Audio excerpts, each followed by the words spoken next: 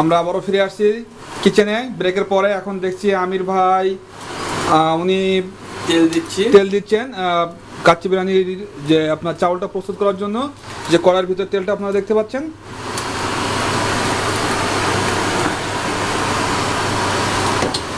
এই তেলটা দিয়ে কতক্ষণ পর চালটা দিতে হবে?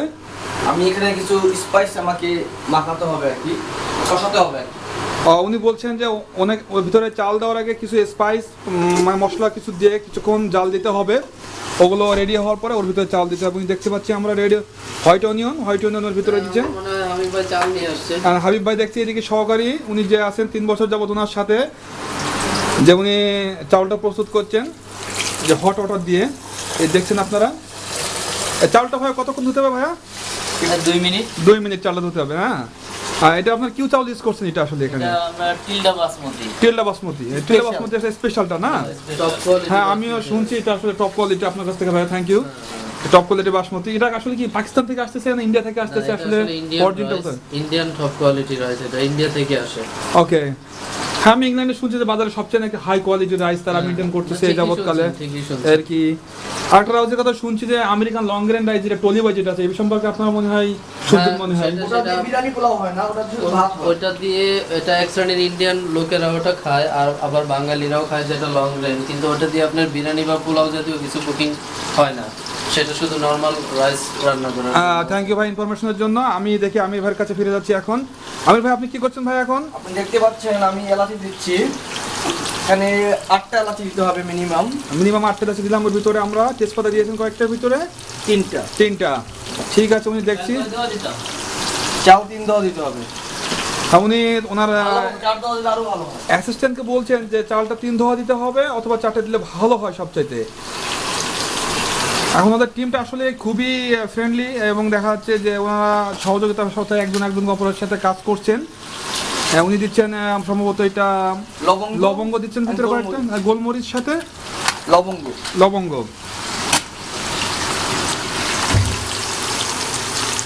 এটা দিয়ে আমির ভাই আমাদেরকে কতক্ষণ জ্বালাতে হবে? এটা 10 মিনিট জ্বালাতে হবে। 10 মিনিট, 10 মিনিটের মতো আমাদেরকে জ্বালাতে হবে। কিছু গরম মশলার কাঠ উনি দেখছি উনি হাত দিয়ে ভাঙছেন, মনে হয় সেটা উনি ভিতরে দিবেন কিছুক্ষণের মধ্যে। উনিও যাচ্ছেন ওয়াশ করতে, ওটা ওয়াশ করে নিয়ে উনি ফিরে আসবেন মনে হয় কিছুক্ষণের মধ্যে।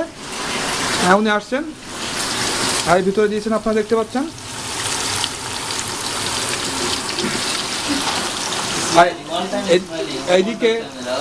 এইদিকে আমরা দেখছি যে ওইদিকে কাচ্চি বিরিয়ানির জন্য যে মাংসটা ওদিকে অলরেডি রেডি হয়ে গেছেন আপনারা দেখতে পাচ্ছেন। আমি ভাই এখন দিচ্ছেন সম্ভবত পেস্ট কিছু আমরা দেখতে পাচ্ছি, জিঞ্জার এবং গার্লিক পেস্ট।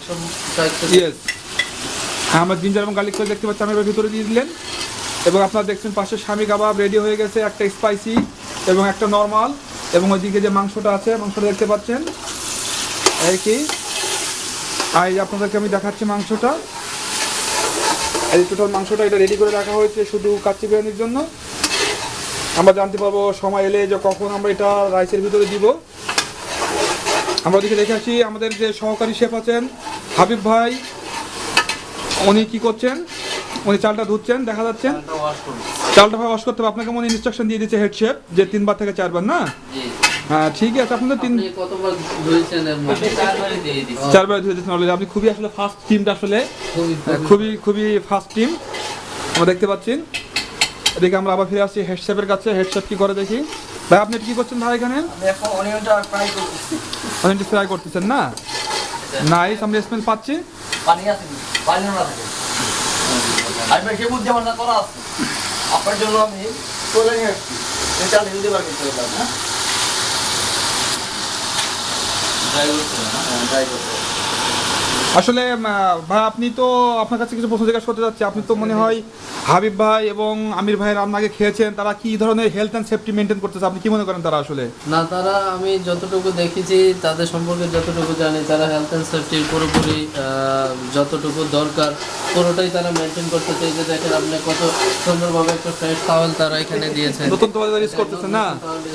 এটা মানে পুরোপুরি 100% সিকিউর।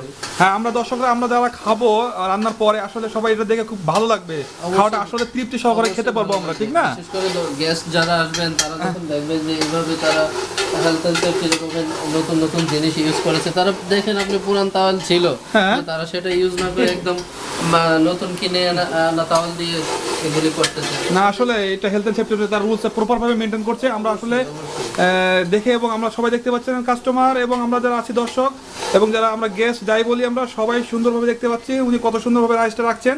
আসলে তারা প্রফেশনাল শেফ, আসলেই প্রফেশনাল শেফ, এ বিষয়ে কোনো সন্দেহ নেই এই আর কি।